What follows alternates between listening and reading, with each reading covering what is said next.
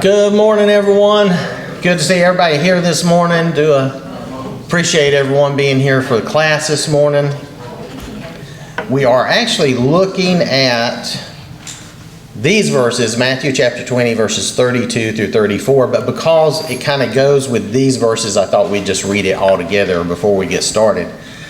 But then before we really get started, if you will, please pray with me.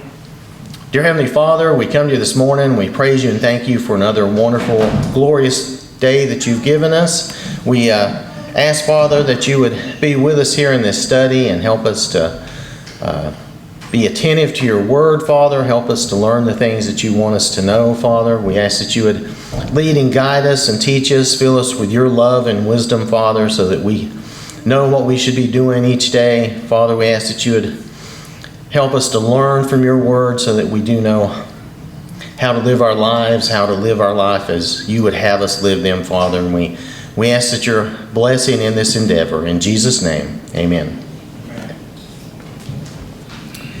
So I'll just start here and we'll read these verses and the next verses. Matthew chapter 20, verses 29 through 34. Now as they went out of Jericho, a great multitude followed him being Jesus. And behold, two blind men sitting by the road, when they heard that Jesus was passing by, cried out, saying, "Have mercy on us, O Lord, Son of David." Then the multitude warned them that they should be quiet. But they cried out all the more, saying, "Have mercy on us, O Lord, Son of David." So Jesus stood still and called them and said, "What do you want me to do for you?" They said to him, "Lord, that our eyes may be opened." So Jesus had compassion and touched their eyes, and immediately their eyes received sight, and they followed him. Now, just focusing on this last bit, let's look at Mark chapter 10, verses 49 through 52. So Jesus stood still and commanded him to be called. Then they called the blind man, saying to him, "Be of good cheer, rise, he is calling you." And throwing aside his garment, he rose and came to Jesus. So Jesus answered and said to him, "What do you want me to do for you?" The blind man said to him, "Rabboni," I may not be saying that quite right, "Rabboni, that I may receive my sight." Maybe it's Rabboni. Well, anyway. Then Jesus said to him, "Go your way, your faith has made you well." And immediately he received his sight and followed Jesus on the road. Now, if you remember the difference, how does the crowd treat the blind man now that Jesus has stopped and said, called him? Well, the crowd has changed their mind, right? Now that Jesus wants to hear from him, the crowd's like, okay, come on, come be of good cheer, rise, he is calling you. Before they were like, shut up, be quiet, So now they're like, oh, okay, you can come on now. Just something to notice. How does the blind man respond? He throws off his cloak or whatever it is that he has covering him at that time. I said his garment. I'm assuming it's like an outer cloak. But he throws that off of him. He's making haste. He's earnest. He wants to get to the Lord, right? So he's serious about this. And then, what does he call Jesus? The word I had trouble with. Rabbi. Yeah, it's rabboni. It's kind of like rabbi, but it's supposed to be a stronger, more devoted word. It does mean teacher, but maybe more properly my master. And it implies that Jesus is the religious head or authority that he's asking this of. So, Bible Hub summarizes it this way: the term rabboni is a profound expression of personal devotion and recognition of Jesus' authority. So the blind man is definitely regarding Jesus as the Messiah. So I wanted to make sure we saw that and understood that. So let's look at Luke for a second. Luke chapter 18, verses 40 through 43. So Jesus stood still and commanded him to be brought to him.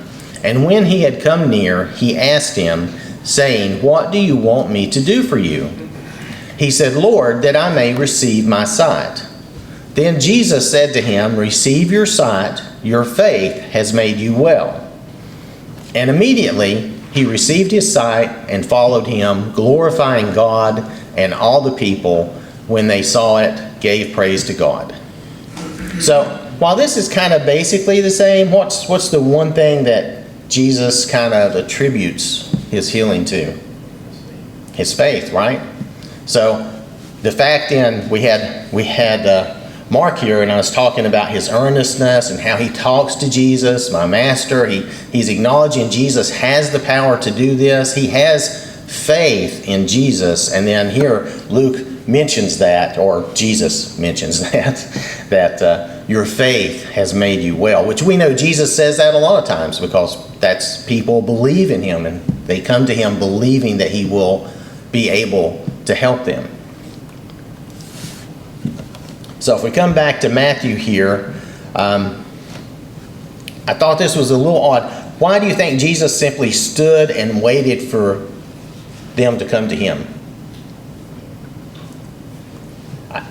I think, again, it kind of goes back to faith. I know it's a kind of an oddball question, but I think it goes back to faith, because faith requires some action, right? You've got to make some effort, right? And the fact that they would bother to, because they're blind, remember? So they've got to have some help to get to him. But the fact that they would do that, that takes some faith and that action there. So, let's see. So, when they came to Jesus, he asked them, "What do you want me to do for you?" Right? Now, do you think Jesus didn't know? He knew. He knew what they wanted, but again, I think they have to ask in faith. They need to make that statement, right? They need to say what they want, what's going on. And the fact that they asked him to open their eyes, that in itself says that they believed he could do it. I would never ask somebody to do something I didn't think they could do, because I wouldn't believe they could do it, right? I mean, it would be silly. If I asked you to pick up my car, and be silly, you can't do it. So it's that type of thing. Just asking him to do that shows that faith. So now, what's different in verse 34 than in Mark or Luke? Well, he says he had compassion and he touched their eyes. So, and of course, when he touched them, they received their sight. What else did they do? They followed Jesus. They followed the Lord. This was well worth noting, because remember the account of the 10 lepers, and really only one of them comes back, but this time they followed him. So I think that's good to know. And remember, they're all heading, at least a lot of these people on the road, they're heading to Jerusalem. So they're following Jesus and heading to Jerusalem. So if we think about this encounter here, Jesus is going to Jerusalem, and we know he's going to the cross. They don't know that. I think I mentioned this a little bit last week. This was probably their only chance, right? This was their only opportunity, and you don't want to let opportunity pass you by like that, especially we're talking about a good, godly, beneficial thing. So here, sometimes we only get that one chance. They had no way of knowing that Jesus was going to Jerusalem and he was going to go to the cross. Even his own apostles didn't fully understand what was going on. So there was no way they could have known. Had they listened to the crowd and just been quiet or gave up, then they would not have got their sight, and they would have not followed the Lord. So, and if we think about it, how great would that be to follow Jesus even just for a day? That would be pretty cool. So, and they got to follow him at least for a little bit, because we know this is nearing the end. So, and also it's worth mentioning that these men are grateful. They didn't run off. They didn't run off to pursue a different life or something else, right? They were grateful and they followed Jesus. Some other things to think about with this lesson is that, nothing we ask is too big for the Lord. And Jesus will always make time for us, just as he did for these men. He has compassion for us, just as he did for these men. Even though for us, we would have been worried. We're going somewhere where we're going to die. That would have been all-consuming in my head, but not the Lord. That's not the way he was, or is. It's not the way he is. So he took time to have compassion on them and care for them, even though he's on his way to Jerusalem to die. So we may not always, in our lives, we may not always get what we want or what we think we should have. But I always come back to what Abraham, he asked this rhetorical question, will not the judge of all the earth do what is right? And so whenever I don't understand things or I don't know why things are the way they are, a lot of times I come back to that and I just trust God that he's got it right and things are happening the way they're supposed to. Even if I don't understand it, because he's always going to do the right thing. He always does right by us. So. And finally, I want to mention that Jericho is only about a day's journey from Jerusalem on foot. Now that's assuming there's no detours and anything like that. So Jesus is getting closer and closer. If you remember, where's our map at? I don't know how far back I got to go. Bear with me. Oh, that's a long ways. I had a lot of slides. Well, no. Okay. So Jericho, as you can see, I don't know. I'm going to try the little doodad here. The laser pointer. Okay. So Jericho is up here. And then it's about a day's journey down here to Jerusalem. So just to show you that right there. We're going to look at the map again as he gets closer down there in the next chapter. But I wanted you to see that. Oh, whoa, I went crazy on that. Sorry. That's what I get for just holding the button down. So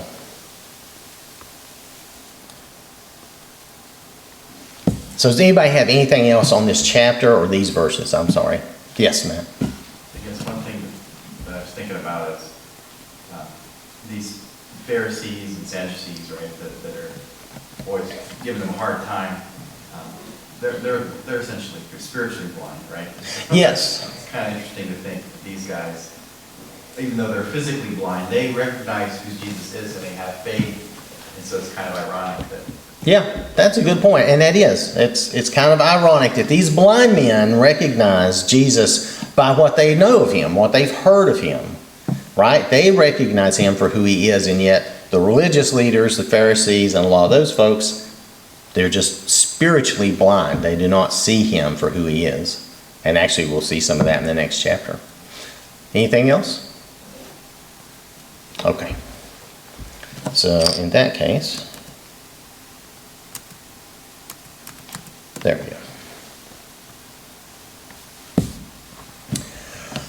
So, Matthew chapter 21, we're going to see the triumphal entry into Jerusalem. This is the beginning of Jesus' last week before the crucifixion. There's going to be some dramatic events that happen. There's going to be quite a bit of conflict with the religious leaders there in Jerusalem. But first, the king will enter Jerusalem with quite a bit of fanfare. Not as much as he deserves, but he will have some fanfare. And some of the attention he gets is not all of it is good necessarily, right? So for this chapter, Matthew chapter 21, points to ponder the significance of the triumphal entry, cleansing the temple and cursing the fig tree, the conflict between Jesus and the religious leaders. We'll look at these things, as well as these main points of the chapter, and you could just say the main events even. The triumphal entry, Jesus cleanses the temple, Jesus curses the fig tree, Jesus' authority is questioned, and the parable of the two sons, the parable of the wicked vine dressers. So that's going to be the main events here. If we look at Matthew chapter 21, verses 1 through 7, I'm trying to break this up a little bit, but I couldn't find a way to break it up any further. So if that's too small, kind of use your Bible to follow along, and then we'll try to zoom in on some of this as we move further down. So, Matthew chapter 21, verses 1 through 7. Now when they drew near Jerusalem and came to Bethphage at the Mount of Olives, then Jesus sent 2 disciples, saying to them, Go into the village opposite you, and immediately you will find a donkey tied and a colt with her. Loose them and bring them to me. And if anyone says anything to you, you shall say, The Lord has need of them, and immediately he will send them. All this was done that it might be fulfilled which was spoken by the prophet, saying, Tell the daughter of Zion, Behold, your king is coming to you, lowly and sitting on a donkey, a colt, the foal of a donkey. Pardon me. So the disciples went and did as Jesus commanded them. They brought the donkey and the colt, laid their clothes on them, and set him on them. So let's take a look at Mark's account of this. Mark chapter 11, verses 1 through 7. Now when they drew near Jerusalem to Bethphage and Bethany at the Mount of Olives, he sent 2 of his disciples, and he said to them, Go into the village opposite you, and as soon as you have entered it, you will find a colt tied on which no one has sat. Loose it and bring it. And if anyone says to you, Why are you doing this? Say, The Lord has need of it, and immediately he will send it here. So they went their way and found the colt tied by the door outside on the street, and they loosed it. But some of those who stood there said to them, What are you doing loosing the colt? And they spoke to them just as Jesus had commanded, so they let them go. Then they brought the colt to Jesus and threw their clothes on it, and he sat on it. So what extra info do we see here from Mark's account? There's just some different little things. Yes, Rachel? No one has ever sat on the colt. Right, the colt has never been ridden. The disciples are challenged but not stopped, right? Notice it was tied by the door outside on the street. Just some little things. Now they brought the colt, right? Matthew is worded a little differently, which we'll look at that. But they brought the colt, and it's good to know that Jesus actually sat on the colt. But for now, just kind of note that it's a little different than what Matthew says. So, what does Mark leave out? The prophecy, right? That about the prophecy. So Matthew includes that little bit about. Yes, Pat. I thought it was interesting. They took the colt's mother with them for comfort. Yes, and I want to mention that when we come back around. It's kind of like, you ever seen race horses? How they parade them around the paddock and then they take them out to the starting gate. Anyway, whether you have or not. A lot of times, the horse with them, they have like a buddy horse with them. And a lot of times, if the race horse is kind of high strung, or that type of horse, maybe they get nervous, that horse will be kind of a buddy, kind of a comfort to them, a horse they've been around and they know. Not all times, not every race horse is that way, but some are. They're a little more skittish than others. So they have this little buddy system to kind of help them out. And that's how it is with this colt and its mother. Its mother is a comfort to it, and it's very young. It's still very attached to its mother. But we'll get into that, because I have some donkey information for you. So it's just a little bit, not too much. So let's look at Luke chapter 19, verses 29 through 35. And it came to pass, when he drew near to Bethphage and Bethany at the mountain called Olivet, that he sent 2 of his disciples, saying, Go into the village opposite you, where as you enter will find a colt tied, on which no one has ever sat. Loose it and bring it here. And if anyone asks you, Why are you loosing it? Thus you shall say to him, Because the Lord has need of it. So those who were sent went their way and found it just as he had said to them. But as they were loosing the colt, the owners of it said to them, "Why are you loosing the colt?" And they said, "The Lord has need of him." Then they brought him to Jesus and threw their clothes on the colt, and they sat Jesus on him. So what more does Luke tell us? Well, oh, yeah, man. One small detail is that it's the owners themselves that are asking instead of just some bystanders. Right, it's actually the owners. And the owners still let them take the colt, right? As Jesus said, they let them take the colt. So, and then what does Luke leave out as well? The prophecy. He doesn't mention the prophecy. But remember, Matthew is very focused on the prophecies and showing that Jesus fulfilled the prophecies. So we want to make sure we remember that. Okay. Let's look at the map here. Now, I tried to do a reasonably good job, but I'm not great at this. But right here, you'll notice is Bethphage, Bethany, and Jerusalem. And I'll have a little close-up thing. But they're all really close together there, within just a few miles of each other. They're very close. So they're all tied up in a knot. And Jesus came down, of course, from Jericho down this way in general, down to there. Probably came, I think the way it reads, maybe they came through Bethany up there, but I'm not sure. Let's see. And I didn't want to mark anything on here because anything I did would just make a mess of it. All right, so it's good to know that they're there and they're all very close together because Jesus is going to spend a lot of time here in this area. So when we look at Matthew's account, Matthew includes a little extra information. The colt was young, but not too young to be ridden. It wasn't that young. It's very attached to its mother. Just so you know, donkey colts are usually weaned around 3 to 6 months old, but they're not really full adults until they're about 3 or 4 years old. So this colt's probably 1 or 2 years old, big enough, plenty big enough to be ridden, but not really an adult by their standards, and still very attached to its mother, like we were talking about. And that's not really unusual for donkeys, or if you think of horses either, because it's a survival thing out in the wild. When you had herds of horses, of course they're going to stay close-knit and together, except for the adult males, but that's another story. But as far as the herd goes and the young ones, they're going to stay close to the mothers, they're going to stay close in together. That's how they have their protection against predators. So it's a survival thing for them, and donkeys are similar in those ways. So,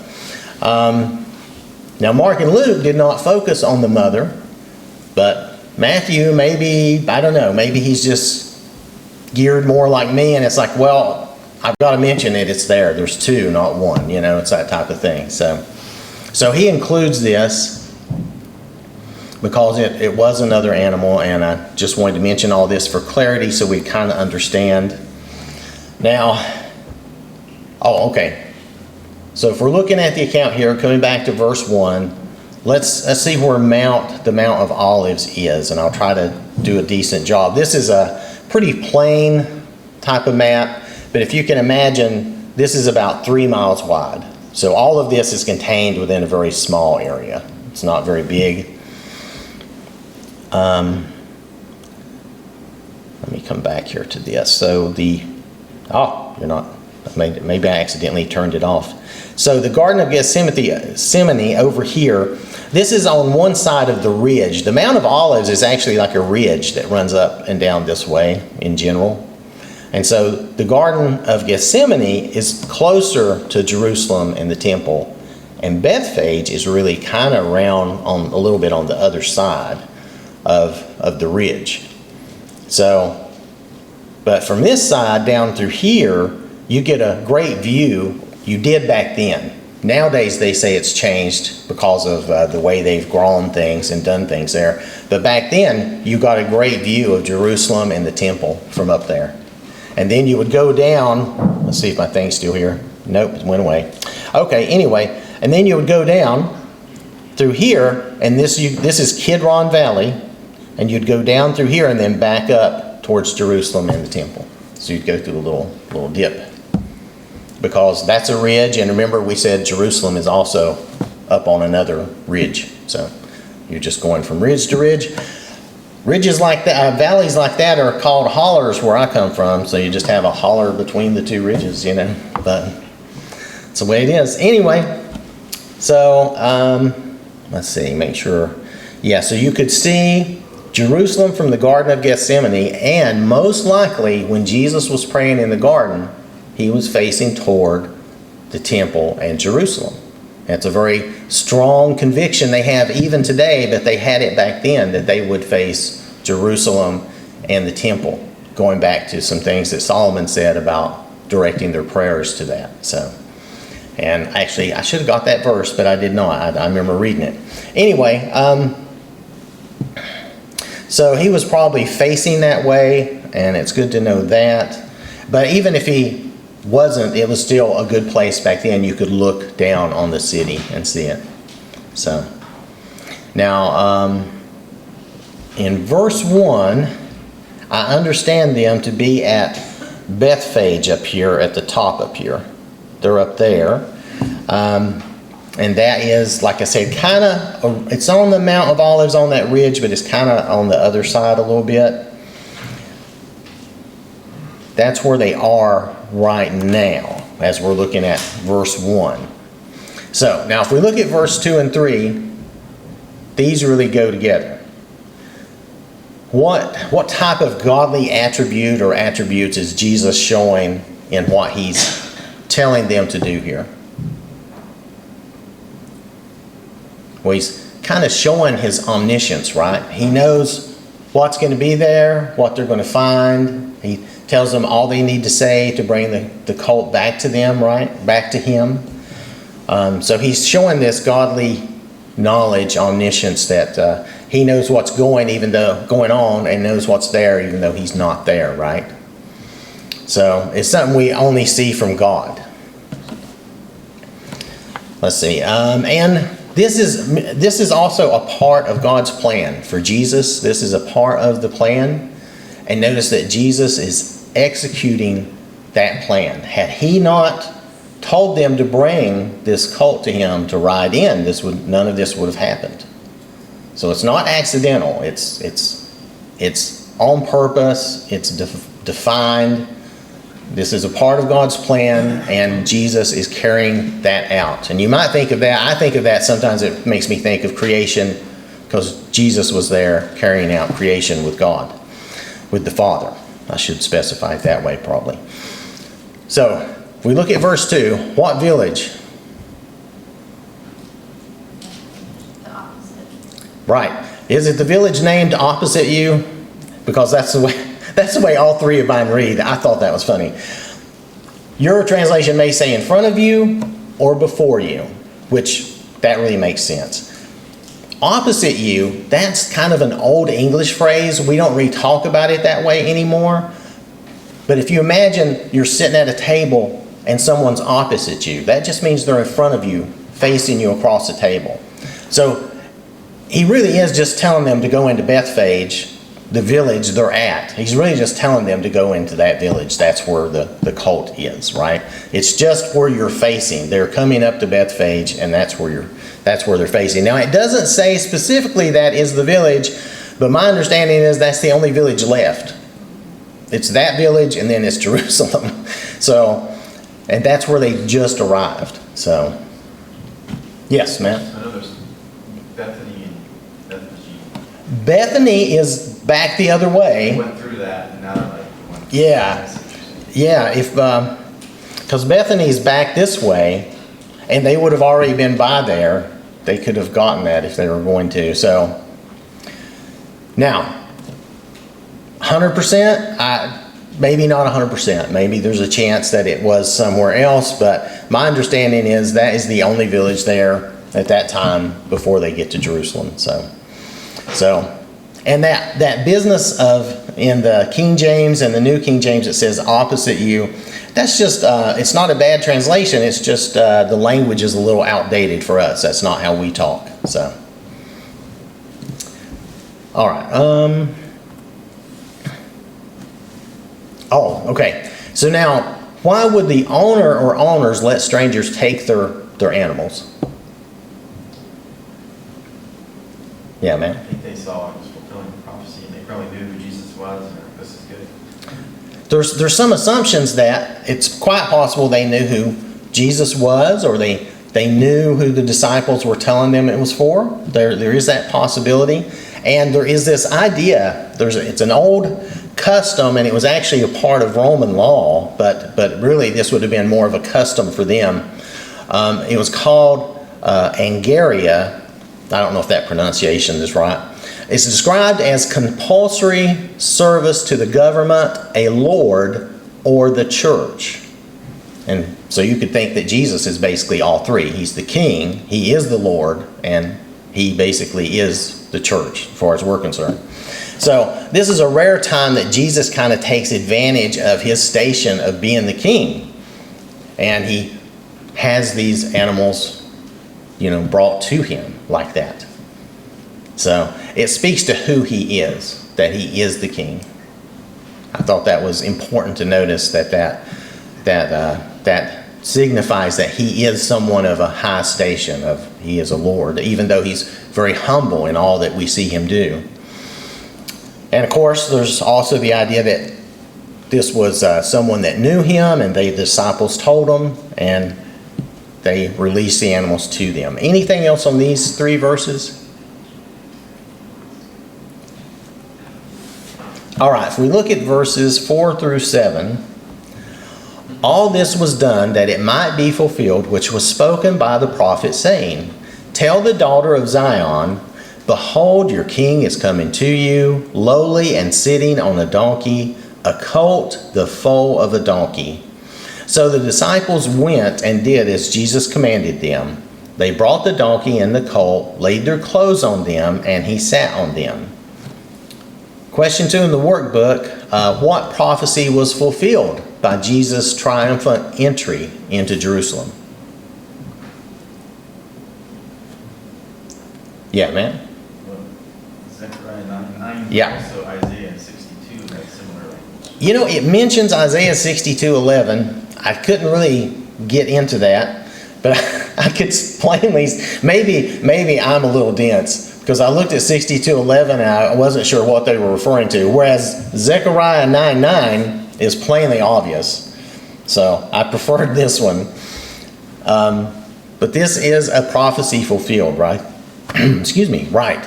So rejoice greatly, O daughter of Zion. Shout, O daughter of Jerusalem. Behold, your king is coming to you. He is just and having salvation, lowly and riding on a donkey, a colt, the foal of a donkey. So, who is the daughter of Zion? Or of Jerusalem? The people. The people. Have received him.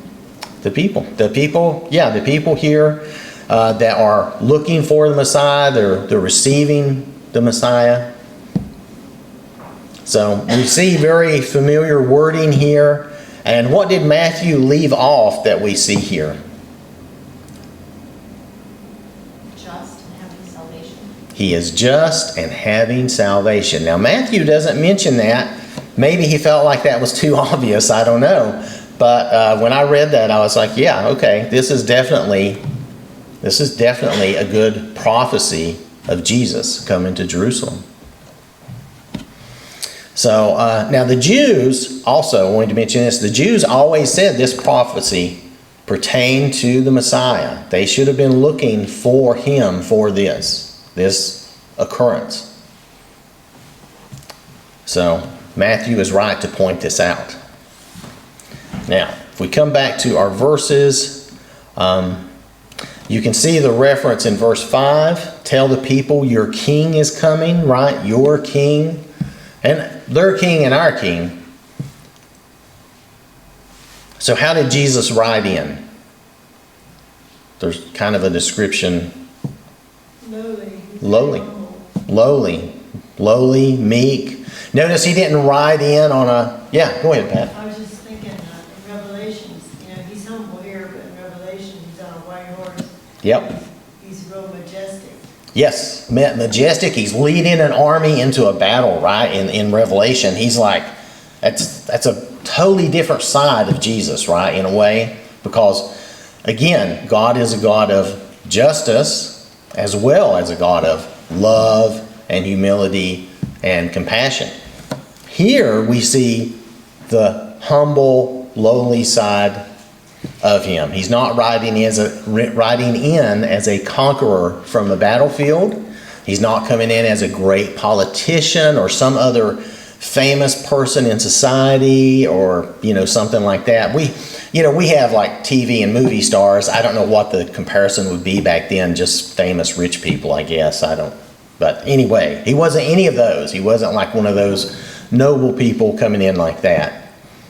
Because Jesus did not promote himself. Now, he fulfilled God's plan here, but he let others speak about him and promote him, if you'll notice. So verse 6, what did the disciples do? Obeyed. Right. They basically just obeyed. They did what Jesus said. And we see the results in verse 7. Now, what did Jesus actually sit on? Because this is kind of, the wording here is a little funny. It's a little awkward, but it's okay. The disciple clothing. Yeah, he actually sat on the clothing that they put on the colt. The way it's worded, some people think it says that he sat on both animals at the same time, which would be almost a physical impossibility. But I thought that was so funny. I thought I would mention that. Some people seem to think that. But he's sitting on the clothing that they put on the colt for him, So that's the idea. He sat on that. So I do want to mention again that Jesus is purposely fulfilling the prophecy.